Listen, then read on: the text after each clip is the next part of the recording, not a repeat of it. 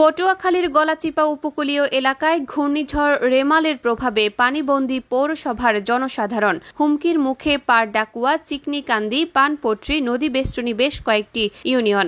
অপরদিকে বঙ্গোপসাগর কুল ঘেঁষা রাঙ্গাবালী উপজেলার চরমন্তাজ মৌডুবির বেশ কিছু বেড়িবাঁধ ভেঙে একাধিক গ্রাম পানিতে তলিয়ে গেছে। ঘূর্ণিঝড় রেমাল মোকাবেলায় ত্রাণ ও দুর্যোগ ব্যবস্থাপনা অধিদপ্তর থেকে বিভিন্ন পদক্ষেপ গ্রহণ করা হয়েছে। যেতে চাচ্ছে না, কারণ তারা মনে করতেছে বন্যা আসবে না, কিন্তু এই বন্যাটা এমনই ভয়াবহ যেটা শুনতেছি। তো সেই জন্য আমরা প্রশাসনের দৃষ্টি আকর্ষণ করব এবং যারা এই সমস্ত কাজের সাথে যুক্ত আছে তাদেরও দৃষ্টি আকর্ষণ করে বলবো যে দ্রুত বেগে তাদেরকে নিরাপদ স্থানে নেওয়ার জন্য। উপকূলীয় এলাকার আশ্রয়ন শেল্টারগুলোতে জনসাধারণকে নিরাপদে সরিয়ে নেওয়া হয়েছে।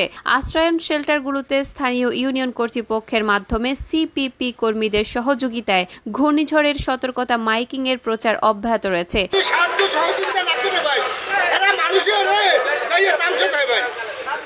এই সমস্ত লোক আমি মনে করি যে এখন ঠিক আছে, এই দুর্যোগ এলাকার মধ্যে ঢোকাই ঠিক না ভাই। মানুষের পেট থেকে ঘরে ঘরে মানুষের পানি উঠতে ভাই, এরা সাহায্য সহযোগিতা না করে ঠিক আছে, এরা বই তামসে দেয় ভাই, হাতে খেলাপ দেয়, ছবি তোলে, ভিডিও তোলে ভাই। এই সমস্ত মানুষ এই এলাকা দিয়ে।